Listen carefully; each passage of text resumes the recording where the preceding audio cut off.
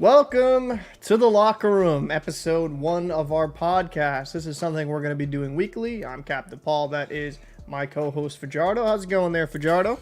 Living another day. Happy Father's Day coming up. So, trying to get ready to enjoy that. Absolutely, man. It's that time of year. Just had my birthday yesterday, celebrating good old. Happy birthday. I appreciate it, brother. And, there's a lot of things that happened. We have a new Stanley Cup champion, Golden Knights, the Vegas Golden Knights. They were on an impressive run. Really did a good job. Adin Hill played out of his mind. Stone, Marchessault, Barbashev played really well. I mean, you can name pretty much any player on that roster, like Howden even, right? He had some clutch moments through the playoffs. They just were phenomenal, and I think maybe a little bit underappreciated for how good they were doing, because some of us viewed the Eastern Conference as superior to the West, and that just turned out not to be the case. Yes, that was definitely one of our mistakes. I will take full credit to saying that the East was definitely the stronger team, regardless of which team came out of it, and obviously we were completely mistaken. Hey, it happens. We all make mistakes. But yeah, congratulations to the Golden Knights. They did a phenomenal job. Being able to shut down, explosive, deep offensive teams like Edmonton, you would think, okay, that team is ready to pretty much take down anybody, and that was the case. And we, obviously, people who watch the East a lot more, like myself, we definitely thought that, hey, it's a stronger side on this side. We thought that there was more of a total package on this side. Oh, but we were wrong. And definitely wrong. I mean, definitely wrong, and I'm fine with being wrong. I see no. It made the. I know, like, listen, the ratings weren't great, but I thought it was an entertaining final until that last game, in my opinion. Like, the last game, it was just like, that was just a beatdown. And, I think for me, with the Golden Knights, as you saw some of their core players that were like castaways raised the greatest trophy in all of sports. And that's just a great story. Like, Marchessault gets, dealt away. And I forget who they kept instead of Marchessault, but he never really even panned out at the NHL level. And it's just really great news for guys like Smith, Marchessault, that have been there for the long haul. They really do deserve it. And, Adin Hill kind of proves that you just need a goalie that gets really, really hot. And I actually want to ask you this before we kind of switch gears into a different subject. Adin Hill was looked at as a pretty highly touted prospect at one point. I'm not saying he was the number one in his draft class, but when he was with the Portland Winterhawks, he was considered a very good prospect because of his size and athleticism, and his good rebound control. Does this kind of prove that sometimes with a guy, you just need to give him a little bit more time? Are we a little bit too cut happy when it comes to goaltenders? Well, what happens a lot of times, right, is when regardless if it's a goaltender or, any position in particular, is that you bring a player in and you have a set expectation and you have a set timeline. And if someone doesn't perform to that timeline, a lot of teams are very quick to just let that player go. And a lot of times, these are the players that fall into the cracks, that don't have that highlight, superstar career. And then later on, when someone finally gives them a chance, or they find their way onto a team because they finally develop themselves to the point that they need to be in, and, make a mark, that you're like, well, what happened all this time? Yeah. Well, it's really just one of those situations where we don't allow players to develop, or players aren't being developed accordingly to their style. We want to develop them to our style, whether you're the owner of a team, whether you're the GM of a team, or even a coach of a team. If you look at a player, right, I don't think they take into account how the player grows and what makes the player, which is going to make some of the series that we have coming up during this off-season of interviewing, coaches at different levels. Right. It's gonna really make it interesting. Exactly. To really see what the mentality of a coach is as you develop players at multiple stages of their career, from like high school to college to the professional level, and seeing what the mentality is of a coach on the coach's end, and what you're expecting, how to develop, and what their plan is, and what happens if the player doesn't match the plan. Do you make adjustments or do you move on? And in the cases of some of these players, like an Adin Hill, right, or Masha, so like you see them and you're like, you know what? Maybe we move on and we go with something else that maybe is kind of falling on its timeline. And you have a lot of players that just kind of fall under the cracks like that. That as they get older, you start valuing them more because you're like, oh wow, this is a great player, and you didn't see it before because they never really had the chance before. So I think the interesting thing is that just going to be a quick side note here. So everyone that's watching, I want to say a big hello to Rick, BTS. I appreciate you guys' support. It means a lot to the channel. We're going to have a lot of interesting things coming in the off season with interviews. We're going to be having a conversation with, or essentially interview with with a coach with one of the premier development leagues in the United States, based in New Jersey. So we're definitely looking forward to bringing you that and some other possible interviews with maybe even some NHL players. But I think to kind of piggyback off of what you're saying here is, I think coaching and development just is important. And in certain situations when an organization's not really stable, they're not going to be able to develop. Because when I look at Adin Hill, right, he went from Arizona to San Jose. And that's not knocking San Jose, but Arizona for a few years, kind of up and down, going through Tucson and NHL, AHL level. I think coaching is why Adin Hill took that next step. Now, he's on a really great team, right? I'm not going to discount that. But Sean Burke, the goalie coach there in Vegas, has helped a lot of those goalies be viable at the NHL level. And I kind of correlated to like Allmark coming to Boston with Esna. Like there's just some guys that can help bring that next gear out of a guy. And I think, in my personal opinion, I'd love to see him back in a Golden Knights uniform because I think him and Thompson would be electric as a duo. But yeah, I think sometimes we give up on these players because they're not developing as fast as we should. And we've seen plenty of goaltenders when they reach in their late 20s and even early 30s, that just a light switch goes on. Like, they get it, right? Because it's never really a doubt of athleticism and talent. It's just a lot of it's the mental aspect of the game. But, big win for the Knights. Let me actually go into this. BTS asked a question. Do y'all think Vegas will lose more players or gain more players? Probably lose. I think they're going to lose players because they're going to be the Stanley Cup bump. Mm-hmm. We saw that with Tampa Bay, right? With Gouraud and other good depth guys, they'll leave. What are your thoughts on that? Yeah, they're definitely going to lose some players. More money is always a big thing, right? Because you've reached the pinnacle of the sport, and now you can get a payday. The team that has you currently, right, the Vegas Knights, they may not be able to afford to give you more money, and now it comes down to what the player's mentality is, right? Do I take the less money and I stay with the team that, I believe in, that we've already won it all? Or do I take more money, for my family and stuff like that? Because those are the things, that's really what you have to think about, right? Kind of sacrifice a little bit of money, and continue sacrificing, the wealth for the success of the team or the comfortability of the team, right? So if you're a player like Marchessault, you're probably going to stay with the team because they've given you, even when you weren't shit, to be honest, right? They still gave you a home. They still believed in you, so you should kind of turn around and believe in the team. Yeah. Right?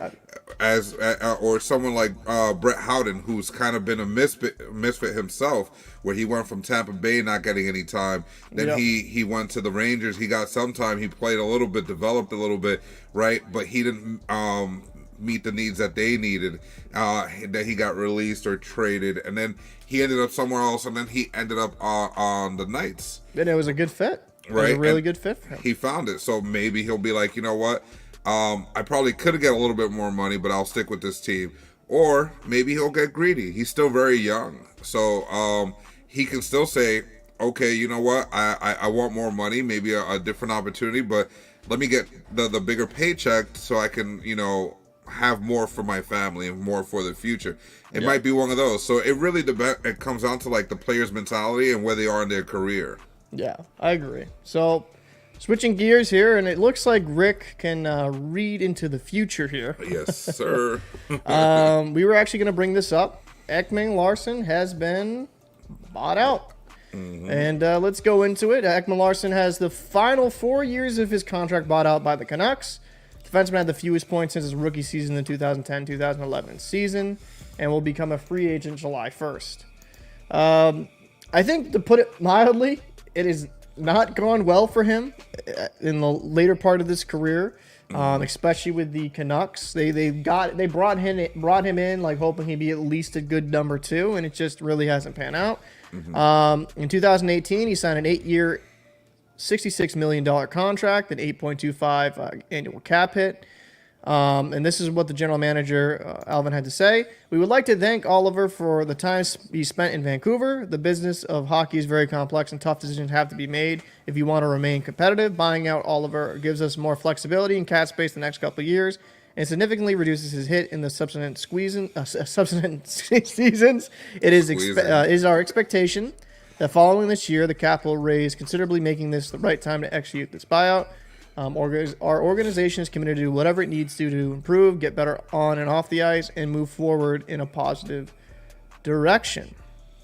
So that's just being very nice and putting it mildly, like he's just not the same player he used to be. Mm-hmm. And let's kind of share this tab here, right? So Ekman Larsson here. I'm just making sure it's here on StreamYard. Yep, it is. Next season against the cap, it's going to be $146,667 for the Canucks. But then after that, the year after that, $2.3 million. Then after that, 4.7. Then 4.7 again. Then 2.1. Then 2.1. So for the next 6 years, he will be affecting their cap space. And while I obviously he's definitely not been a great player for the Canucks, and I'm putting that very gently. I mean, do you think buying him out now is the best thing? I definitely think that for the sake of their franchise, yes, right? Because obviously they're going through a lot of turmoil, firing their coach, getting a new coach, and trying to figure out the direction that the team should go in. Changing the locker room, obviously, towards the end of the season, I don't believe they had a captain anymore. They took the C off. So there's a lot of things going on in Vancouver, and getting rid of some of the dead weight is definitely a step in the right direction, right? You realize he's not a fit for what you're trying to do, what you're trying to accomplish, and his big price tag is preventing you from doing other things. So yeah, you sacrifice some price tag, some of your cap for the next couple of years, but it begins the stabilization of what your franchise needs to get done. True. And maybe it's a step in the right direction. Obviously, we can't see the future, so it's one of those things that you hope it's a step in the right direction, and only time will tell whether it was or was not. Yeah. Now, as far as the player himself, I mean, he's been a very loyal player. He's only played for 2 teams. He played for the Coyotes forever. Basically, since 2010, 2011, since that season, he played with them all the way up to the 2021 season when he finally ended up getting moved to Vancouver. Yeah. So he only knows very little about any other team. Those 2 teams. And for me, his numbers have always been pretty good numbers. But maybe he needs to take a step back and say, you know what? I'm not the top caliber guy. Maybe I need to take a lower contract and, play on a third defensive pairing for a different team. Because he can still produce points. Even this season, he put up 22 points. There's a lot of defensemen that just can't even put up even close to that. Well, in 54 games, 2 goals, 20 assists for 22 points, and a minus 24. Now, some people could point out that he's a minus 128 in his career, but I would argue he was on the Coyotes. If you watched him in his prime, he was a phenomenal defenseman, and he was definitely worth the price of admission. I think his best year was 55 points in 2015, 2016. But he never really was on a contender, if you really look at it. He was on the Yotes, and then the Canucks have been kind of going through this constant rebuild because I think that core has just not achieved what it should be achieving.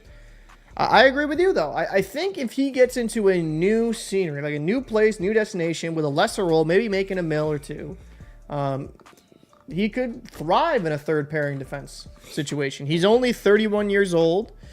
He's not that ancient yet. Yeah, it looks like he's lost a step or two, but he's 6'2", 200 pounds. He could still be an effective third-pairing guy. Will his ego allow him to be that? That's to be seen. But I think after being in some organizations that have not really been winning, I think he could go to a good team and start winning games in a third-pair role. I'd actually agree with you on that philosophy. For him, that would probably be the best case scenario. Yeah. Going to a place where it's not expected to be the 1, the 2, or even the 3 or 4.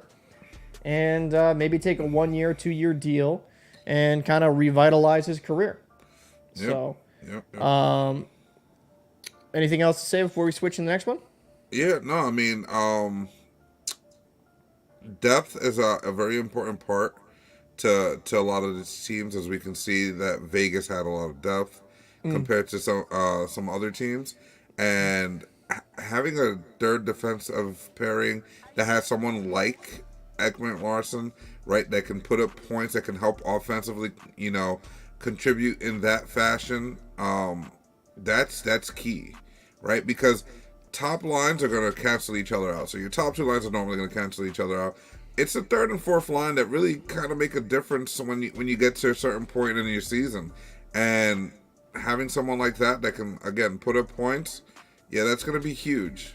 You know what I mean? So for him, I definitely hope that he realizes that he needs to not expect to get a lot of money, but to find the right fit to have his career kind of revitalize a little bit. So, I mean, OEL, hopefully he kind of finds a good destination to go to, becomes a good third-pairing guy. I think he's still got some decent hockey left in him. But from a guy that's getting bought out, let's kind of change gears into a guy that just kind of broke the bank. Jesper Bratt. Let me share this tab here. Jesper Bratt agrees to an 8-year, $63 million contract. Why did he pick 63 there for Chardo?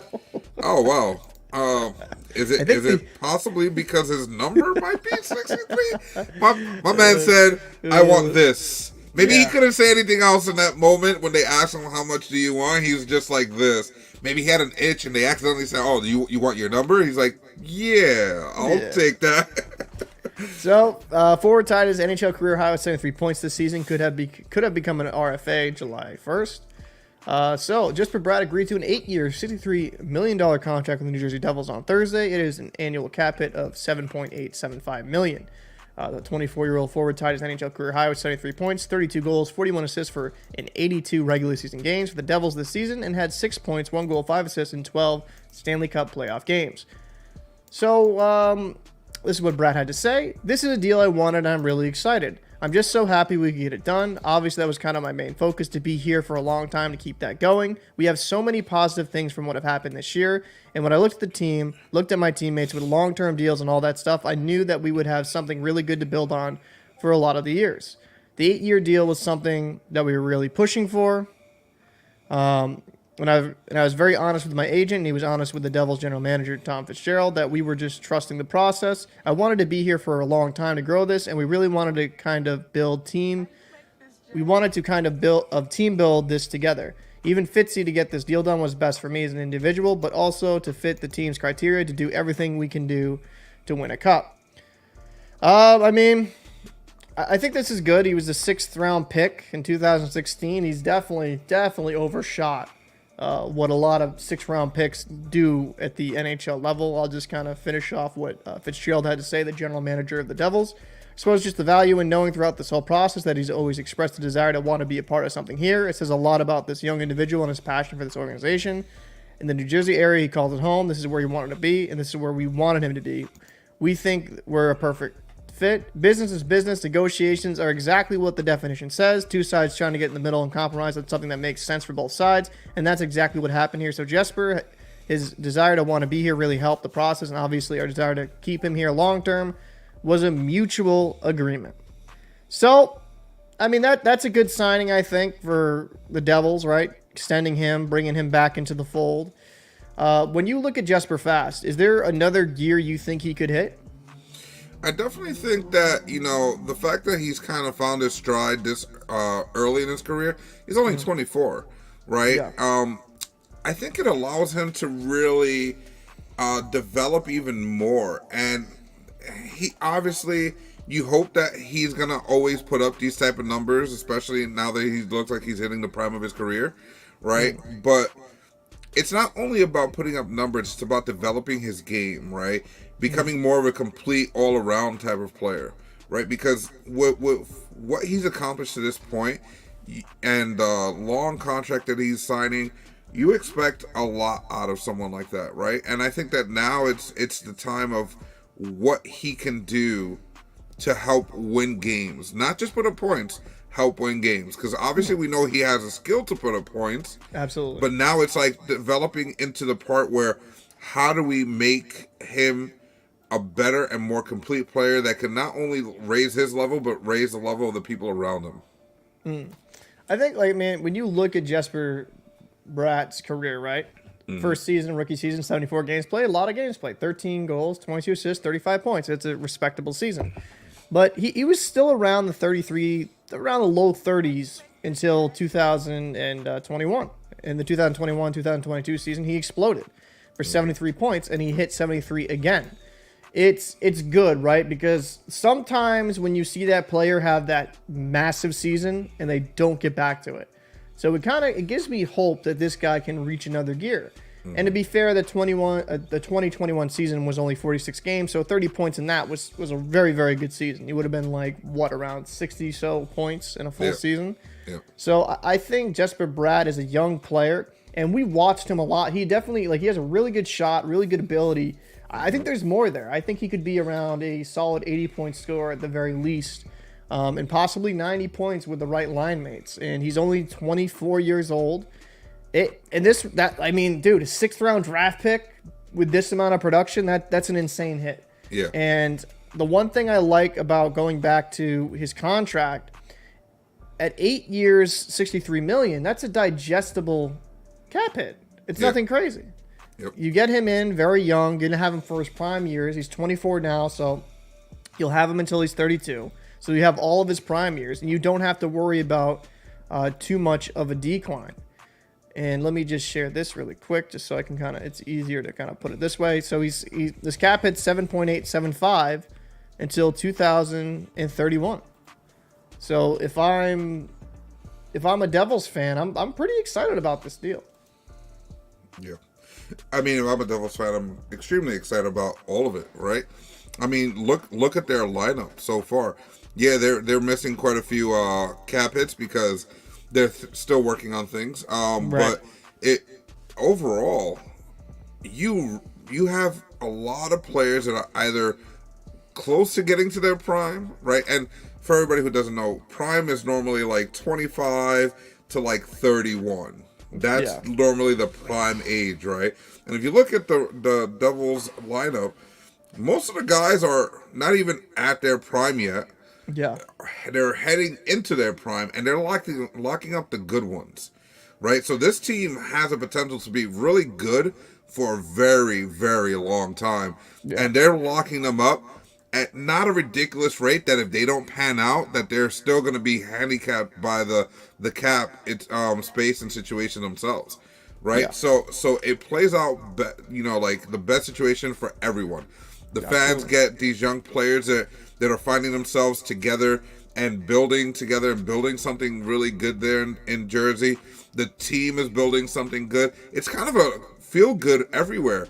And again, most of the guys that they have signed now long term, these guys are superstars. Yeah, I mean, and there's a lot. I mean, like Rick puts it very well. Devils are going to be dangerous this year.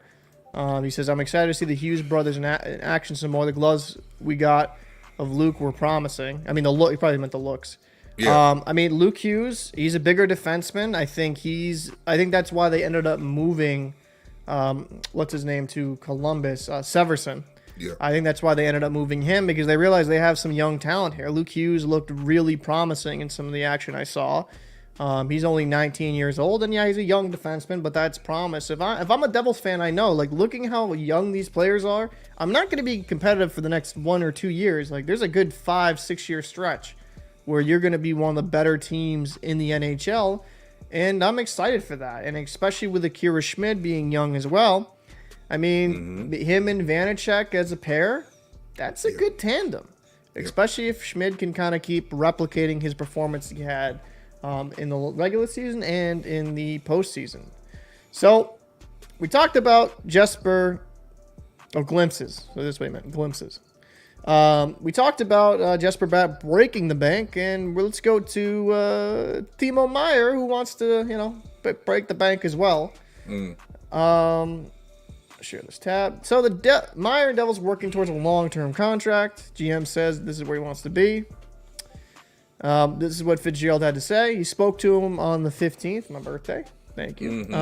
He knows how much we want to continue this relationship long-term.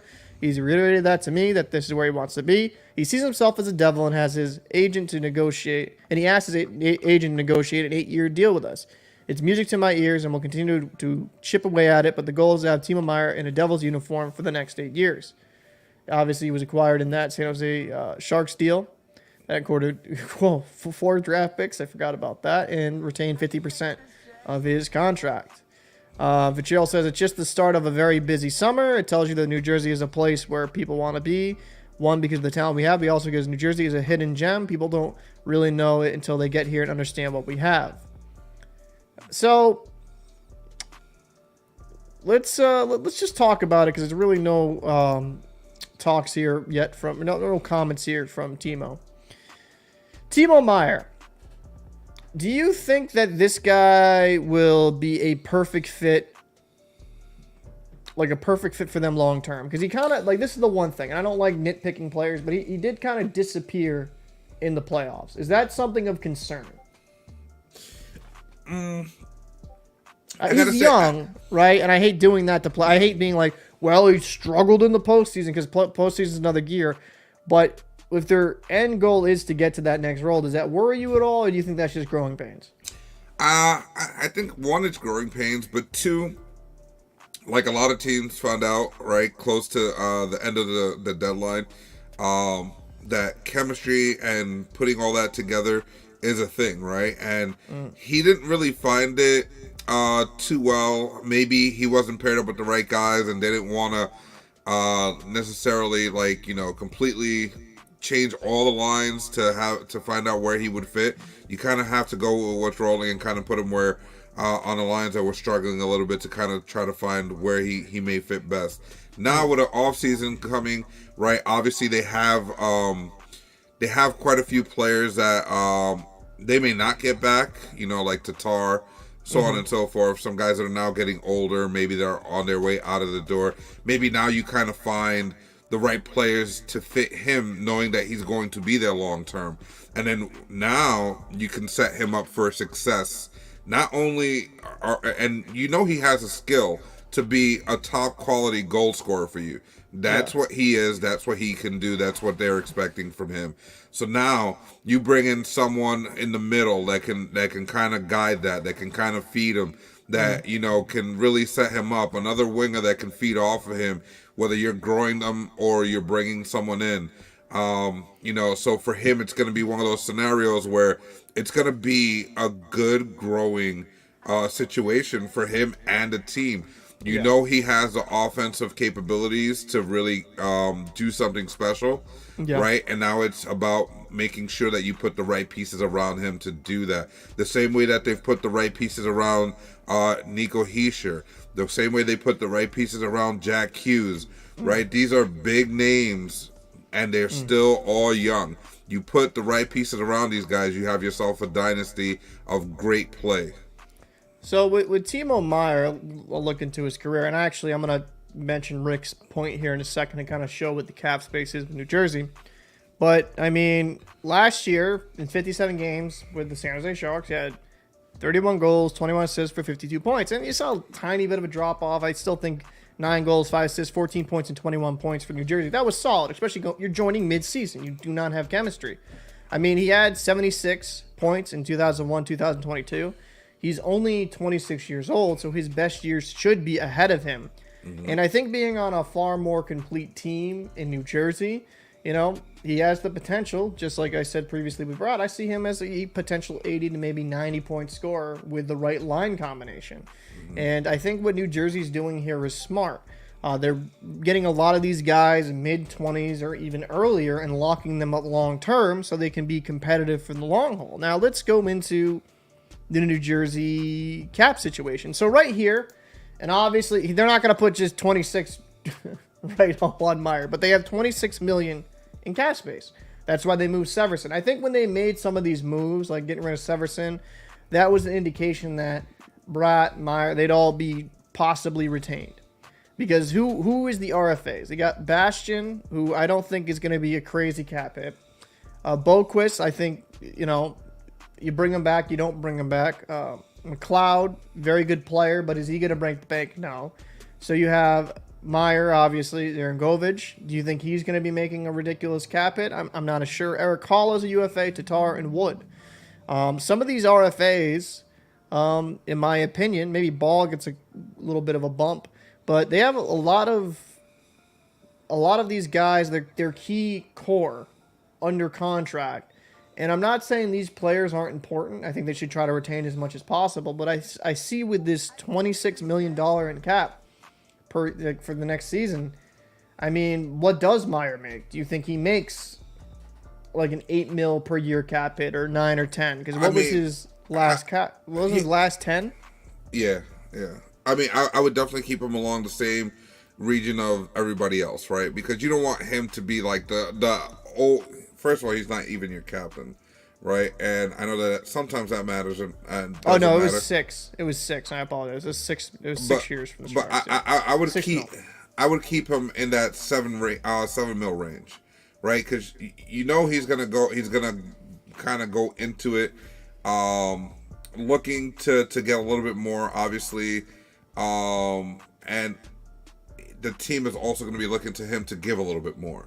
Yeah. Right, so I think that they're doing the right thing. They're not paying anybody any crazy amount. I think they only have the one $8 million contract.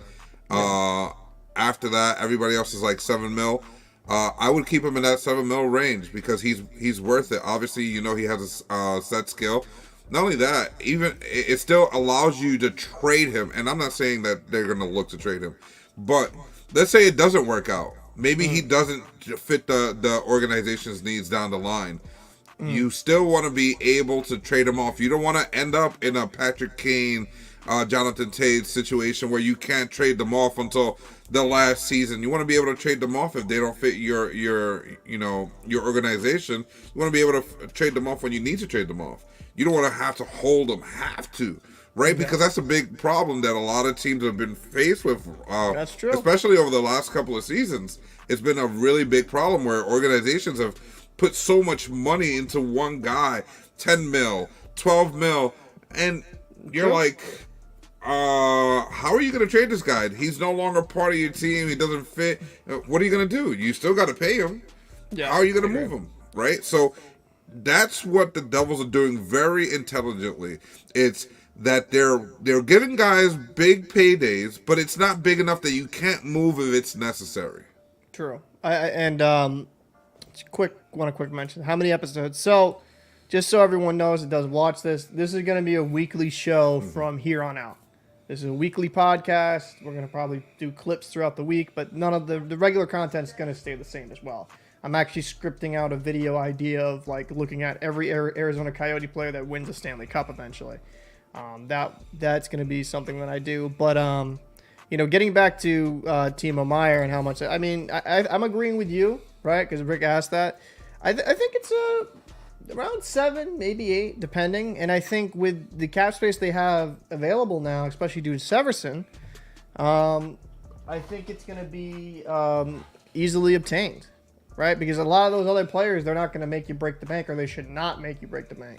The only outlier I would have to say that would worry me somewhat is Akira Schmid. If Akira Schmid is an RFA next year, and let's say he performs out of this world, you want to leave enough space in there to give him a decent contract as well. But even outside of that, I think there's a lot of young talent here that will be retained. And maybe you see a couple guys that depart, but like maybe Eric Holla isn't back. Maybe they try to just use younger guys. But, I mean, hey, I think he did serviceable for him this season. But, yeah, I mean, if I'm a Devils fan, I'm pretty excited for what I'm seeing. And I think Timo Meier being there long-term gives you some of the, probably the, maybe not the best, but like top 5, top 2 lines combos in the NHL. Is that crazy to say? No, not at all. I mean, the Devils youth has proven to have a lot of skill. They actually remind me of the offensive potential that Edmonton has, right? Just they're reaching it at a much younger age, right? Because we when you look at Edmonton and what they found, how they found it, they found them pretty young, and you saw glimpses. One guy was able to, obviously McDavid was just an animal, right? Yeah, but everybody else kind of like started finding their niche here and there. It took a few seasons, but then they became a offensive powerhouse, right? And you kind of see that with the Devils and what they have going, you're like, oh man, it's coming together. And it's not one, it's not two, it's like a multiple number of guys that are just finding their offensive strides. And you think about all of them getting it together, and it's gonna be just crazy. Once they get it together, like, they're gonna be one of the more dominant teams long term, right? The only thing that they need to do is make sure that their defense, which actually looks pretty decent, right? Make sure that their defense can stay healthy and stay developing and find out their lockdown methods. But yeah, the Devils are one of the best looking teams going forward long term with all the contracts that they have, the cap space that they have, and the available talent that they have to themselves right now. It's just ridiculous. Absolutely. So I think, New Jersey, you got a lot of bright days ahead, and Timo Meier resigns. You guys are looking pretty good. Now, talked about some contracts, people getting paid. Let's talk about people getting injured. So Tkachuk, listen, let's be very clear here. Without Matthew Tkachuk, the Panthers don't get as far as they do. Bobrovsky, same thing, but Tkachuk was their offensive dynamo, their most dynamic player. Tkachuk tried to give everything for the Panthers after an injury in the Cup final. Ford unable to dress himself, play an elimination game at the Golden Knights following fractured sternum. Oof. Let's see. So, this is what he had to say. This is actually what happened. Ford was unable to play in Game 5 of the Stanley Cup Final on Tuesday, a season-ending 9-3 loss at the Vegas Golden Knights because of a fractured sternum sustained in Game 3 and an open ice hit from the Golden Knights forward Keegan Colasar. He did return to play his aggressive style in Game 3 and 4, but ultimately decided he wasn't healthy enough to dress for Game 5, and this is what Tkachuk had to say. I'm happy that I was able to attempt to play that Game 4, but I knew I wasn't myself. There were 12 better options than me for forwards basically at that point. I knew it wasn't myself, but I tried to give everything. I can hold my head high knowing that I did everything possible to try to play. I think, as you also said, the next few days after Game 3 were pretty tough, just getting in and out of bed. Needed help getting onto the table here to get treatment, but everyone played a huge part in helping getting me to that game. I mean, my brother was staying with me and had to get me out of bed and help get me dressed to come to the rink, and I had guys tie my skates and put them on my jersey. Wow. And just helping me with everything. I know some people don't like Tkachuk, right? I think that's putting it very lightly. But you cannot... The dude's a warrior. Like, having people dress him, can't tie his own skates, and he still plays a couple games, like, really banged up. He finished out that game 4. Game 5, obviously, they got eliminated, and he didn't play. But Tkachuk is the type of guy you want as a leader on your team. And he was a phenomenal player, had a great season. Now, is this anything crazy that's never happened before the NHL playoffs? No. I mean, as a Bruins fan, Patrice Bergeron finished out a round with a punctured lung and broken ribs and all this crazy stuff. Like, NHL hockey players are warriors. They deal with a lot of injuries because of the way you play the sport. And I guess I'm bringing this up because I think some people take Tkachuk's greatness they take it out of the, I would say, the conversation due to some of the antics he gets lost in. Now, I think I'd like him to be a bit more composed in certain moments. He is only 25, so hopefully with a little bit more age comes maturity. But you can't doubt the heart this guy has. You know what I mean? Yeah. His career has kind of reminded me of Marchand, right? Where his antics seem to be more of the highlight than his skills and everything else, right? And you obviously, as a Boston fan, you could admire his Marchand's game and what they bring to the table, right? Whereas everybody who isn't a Boston fan or only sees from the outside in, all we know are his antics. That's all we know. That's all we see. So we don't have that same admiration for him, right? Now later on in his older years, right? Now we can see that he's no longer doing all those antics. We can see the skill set and be like, wow, where was that guy the whole time?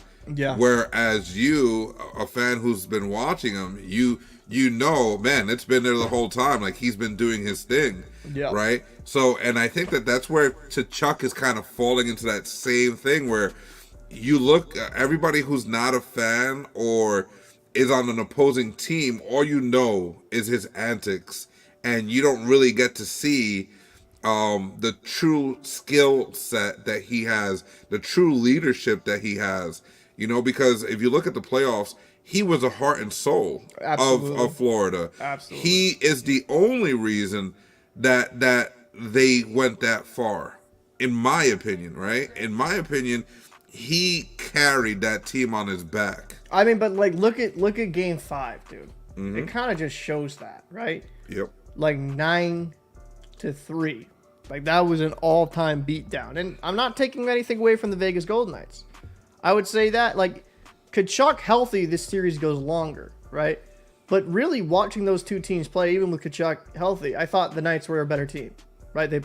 In my opinion. I know you might disagree with that, but I thought they were the better overall team. They were just deeper.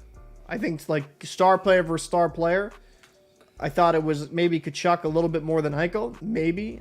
I mean, after that series, though, Eichel had, I can't really... I mean, that's like neck and neck to me. But I thought Vegas overall played a better game. And... But, you know, you did notice how big of a difference it was without Tkachuk out there. Yeah. So, definitely. I mean, it just kind of quickly highlight... Because I think due to his antics, people forget how good he is. I mean... He had 109 points this season. 40 goals, 69 assists for 109. The season before this in Calgary. It's not like it's the first time 100-point season. 42 goals, 62 assists for 104 points. This guy has come into his own as a phenomenal superstar. He's the reason why you go to the rink and watch these guys play. Yep. So, and he's part of a dying breed, right? You know, it is a tough sport. And, you know, obviously you look at guys, you know, played through stuff, not played through stuff.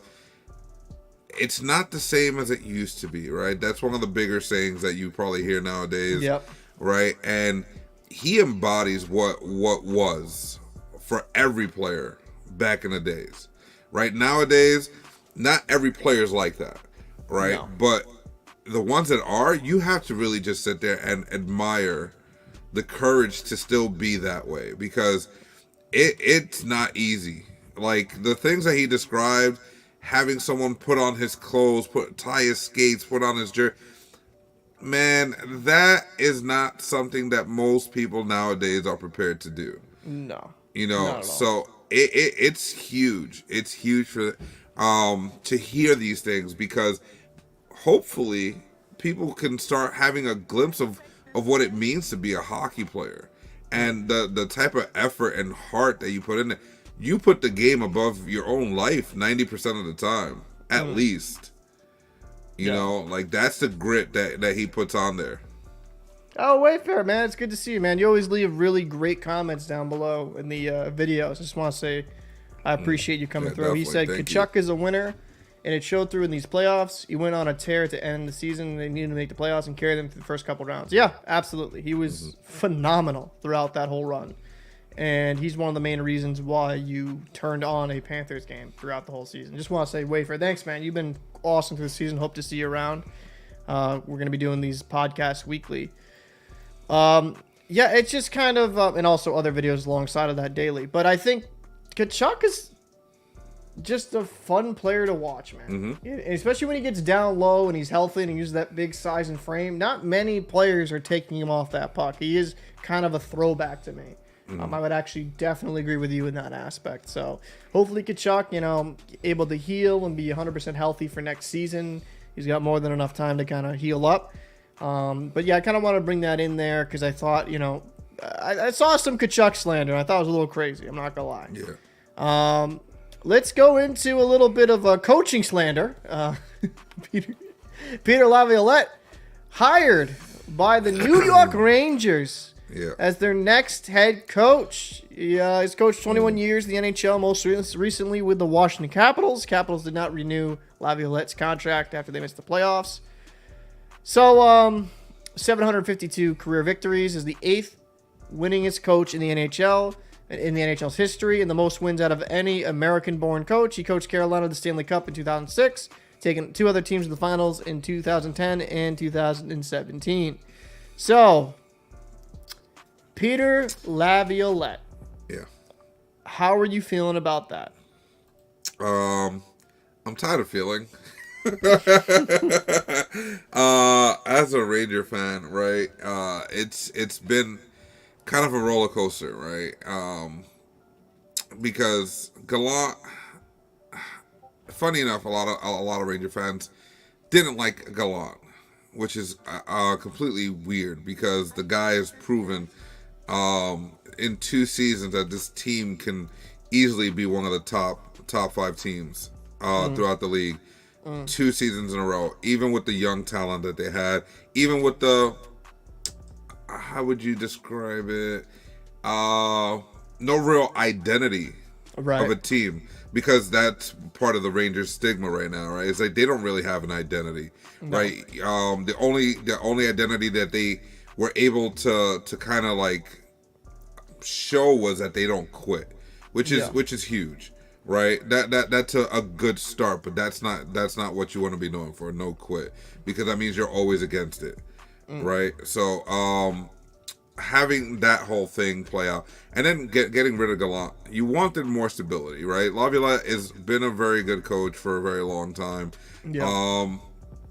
It brings stability, and I believe you fact checked me on this, but he's also the first coach in NHL history to coach the Islanders and now the Rangers. That is weird, though. I gotta say that is weird. That is really weird to me, because like when I was looking at the list, and I quadruple checked it because I'm like, there's no way, right? I told you. And I was like, I looked down and I'm like, yeah, there really hasn't been a coach that went from the Rangers directly to the Islanders, but even from the Rangers after a few teams to the Islanders, it was so never, or vice versa. Never. It was very weird.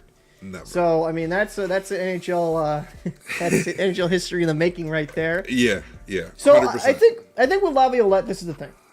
He gives that team far better defensive structure than Gallant ever did. And Gallant was terrible with in-game adjustments. He just was. Laviolette is more known for his in-game adjustments. Now, Laviolette, in a way, is one of those coaches that doesn't last places very long. Now, he's a player's coach, but he does wear, it seems like, on the organization after a while. Now, how did Carolina win that cup in 06? Defense. How did the Flyers get as far as they did? Defense. How did the Predators get as far as they did? Defense. That is what made those teams successful. And when I look at the New York Rangers, and some people thought I was crazy that I thought the Rangers were underperforming defensively. They go, oh, well, Adam Fox is locked down. We got Keanu Miller. I'm like, yeah, you got some talented pieces, but you don't have a system in place to hold them responsible. Because there's been a lot of times where I saw Adam Fox get caught pinching way too aggressively, and then they're just expecting Shesterkin to save their bacon. And it's just too much to ask of your goalie. I would argue, if Shesterkin had better goaltending, he probably would have, better defense, he would have won another Vezina. Because those numbers are not indicative of how good of a goalie he is, in my opinion. Like, they were solid regular season numbers, but a lot of those goals and lack of saves in certain situations were because they were in and alone on him. Yeah. So hopefully with Laviolette, they give a better defensive system, which he usually does, makes these defensemen be more responsible. I think Gallant is a good coach. But it does make me question, right? And some people wanted to say Vegas is weird how they fire them. And it's kind of weird how the Rangers fired Gallant as well. So I'm wondering, is it due to his coaching style that people think he can't get to the next hump? Like, is he going to be that next Bruce Boudreau that can never really win a cup? Or is he kind of difficult off the ice? It's just an interesting little snippet in that, in my opinion. Like, why is Gallant always canned on successful teams? So I know you weren't a big fan of the firing. Yeah, I definitely was not. I like Gallant because he maximized the potential of the players, but he didn't have a system, right? Correct. So that was like the downfall. It's like you maximized your players' potentials, but at the same time, there was no system to really put them in the right places. Right. Right. So it makes it tough, right? And I think that overall, like, Gallant did a great job with the development of these young players in the NHL system. I just know that he won't hold back. Like, there's moments when you need to hold back and not say certain things. And him having an argument with Chris Jury after Game 4, like, you know what I mean? Like, you just won 2 games. Why are you arguing with the GM? Like, there's something that if he needs to say it, he says it, and not everybody's prepared to handle that. And I think that's his. It's his strength, and it's also his Achilles heel. So, I'd agree. I think he's just. I don't know. There's just something there. Like, I feel bad because I think Gallant is a solid coach, but maybe he needs a good assistant to have a really good system, help him get a good system in place defensively, because it's just... We're for hire, just saying. What's that? I said we're for hire. Yeah, I mean, we're for hire for sure. I mean, listen, I'm looking trying to make that NHL money. But, so, like, another quick... I think it's pretty much all we got to say, Peter Laviolette. I think it's a good signing for, getting rid of Gallant. That's probably the best available guy. And we get to see what we've been saying kind of like all season. If you put the 2 New York teams together, right, then you get a really good team. So, the defensive style that the Islanders normally have, or Peter Laviolette brings to the table with with the players that the Rangers have, I think it's going to be very interesting, and it could be a huge thing. It might be one of those things that kind of takes the Rangers to that next level. Absolutely. I'm hoping, at least, obviously. So, I'm throwing us a curveball here, right? Oof. So, Oof. Because I saw some people, yes, big conversation. So, they said Jack Eichel is better than Connor McDavid. That is actual some subjects matter. I'm seeing that Eichel is Eichel is a better playoff performer, and Eichel has won a cup, so thus far has had a better career than McDavid. Okay. All right, so like this. Okay. Listen. Okay. Listen. You go first, please. Relax. All right. Listen. He's from North Clemson. He's around my neck of the woods, New England. I like Jack Eichel. Liked him when he played in college. BU was fun to watch his games. He had a good season, 67 games, 27 goals, 39 assists, 66 points. Okay, like good season, right? Connor McDavid, in 82 games, had 64 goals. In 89, he had more assists than Eichel had points for 153 points. Can we stop? Like, can we stop now? Like, this is ridiculous. You're legitimately trying to tell. And, like, I don't know if some people are just being trolly or whatever. And maybe there's some element of that. But there is no way in hell I'm taking Jack Eichel over Connor McDavid. And that's not to say I don't think you can't build around Jack Eichel. Obviously, you can. He's a fantastic player. I actually said in that ending video about the Vegas Golden Knights, I could see Eichel scoring maybe 90 to possibly 100 points next season with the right line combination. It's never been a thing of talent for Eichel, right?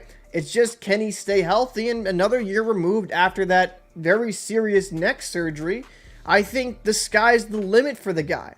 But he's not better than Connor McDavid. I think that's just lunacy in my opinion. Because when I look at Connor McDavid's season, he had 153 points, but season before that, 123, then 105, and then in the lockout shortened season, he had 105 points. I just wanted to double check that. Not lockout, sorry, COVID shortened season, the pandemic shortened season, 105 points. So, I think it's a little bit crazy to say Jack Eichel, who really good player, right? But let's look at his career totals. The highest he's had in a season is 82. Mm-hmm. And 77 games played, 28 goals, 54 assists. Very good player, very good center, amazing playmaker.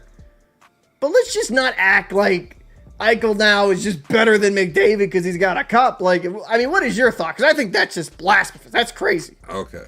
All right. So, very simple. McDavid, as an individual, is better than Eichel. Period. There is no questioning this, right? Obviously, the point totals dictate that, right? Now, if you look at their careers, Jack Eichel has the fortune of ending up on a more complete team than McDavid. So in that aspect, Eichel has had a better career because of that, because he ended up on the right team. Whereas McDavid has not had that fortune. He's struggled. He's on a team that still cannot defend for their lives. No. Okay, so if you look at them as an individual, McDavid is definitely by far the better player all around. If you look at what their career entails as far as team-wise, Eichel has had the fortune of obviously ending up on a Stanley Cup winning team before McDavid. And now they still both have a decent amount of career left. So you look at it and maybe McDavid wins 3 or 4 Stanley Cups in the next 3 to 5 years. Right? So you don't know. But to this point, the individual accolades definitely go to McDavid. The team accolade goes to Eichel.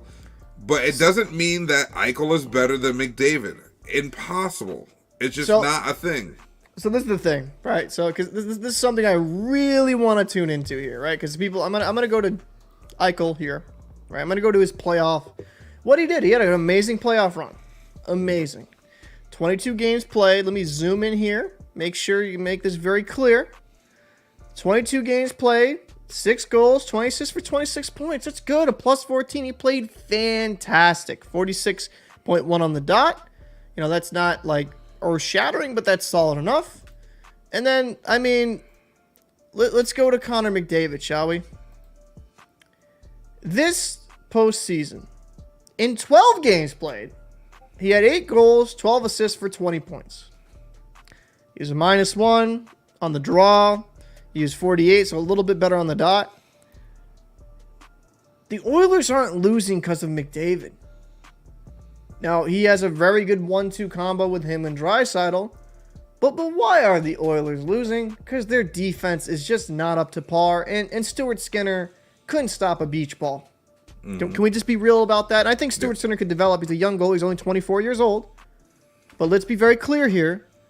Could not stop a beach ball.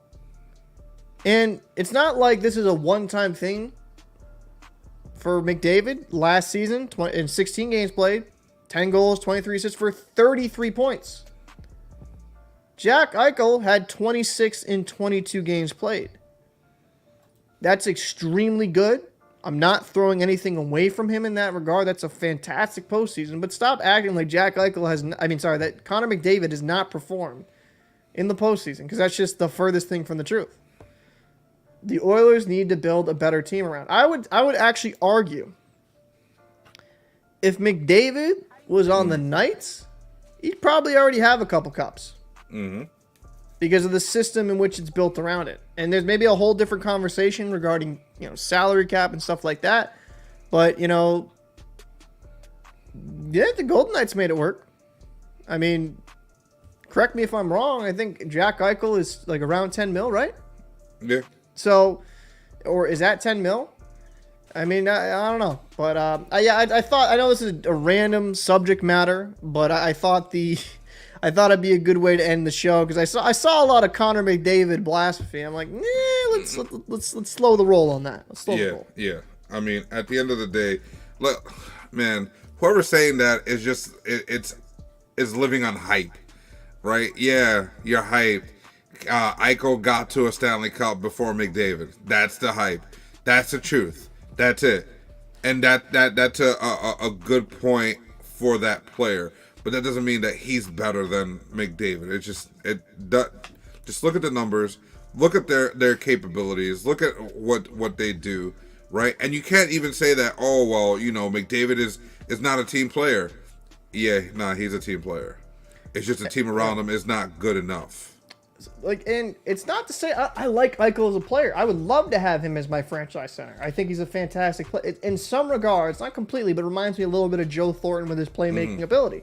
I love Jack Eichel. This is not Jack Eichel slander, but stop slandering McDavid to prove a point that, obviously Eichel's better because he won a cup. That's just, Eichel's been on a far better hockey team. But I think that will wrap it up here. We're about an hour in, and I want to say a big thank you for everyone that's kind of popped through. It's been really good. This is going to be a weekly show. Every week we're going to come through with about an hour of content, and I'm going to still be doing my usual videos throughout the week. Now, before we get out of here, anything you would like to add, Fajardo?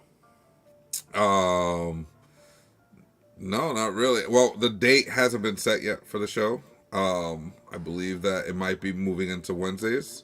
But outside of that, no, we really appreciate your support. And obviously, it's one of those things that, keep on coming back. Let us know if there's anything you want us to cover. Definitely subscribe to The Locker Room if you haven't already. But yeah, no. I mean, this off-season is going to be kind of exciting as we start breaking down these teams and what they're looking to do, and what's to come. So, it's definitely going to be a fun one. Absolutely. We're going to have a lot of fun doing it. We have a lot of hockey talk. I'm actually working on a video of a commenter. Fallout recommended a video about going into every single Arizona Coyote player that went on to win a Stanley Cup. So that's going to be a fun video I'm going to be researching and doing a script for. But we have a lot of things down the pipeline with some interviews with some, development coaches and possibly some NHL players. But again, I want to say a big thank you for everyone that has supported this channel. We've reached over 4,000 subscribers, and without you, it would not be possible. Your support has been tremendous. Now, if this is the first video you have seen from us, make sure to drop a like and comment down below and hit that subscribe button. We're going to be bringing probably around 5 to 7 videos per week. So I'm Captain Paul. That's Fajardo. Thank you so much for tuning in, and we'll see you sometime next week. Take it easy, guys. Peace. Peace.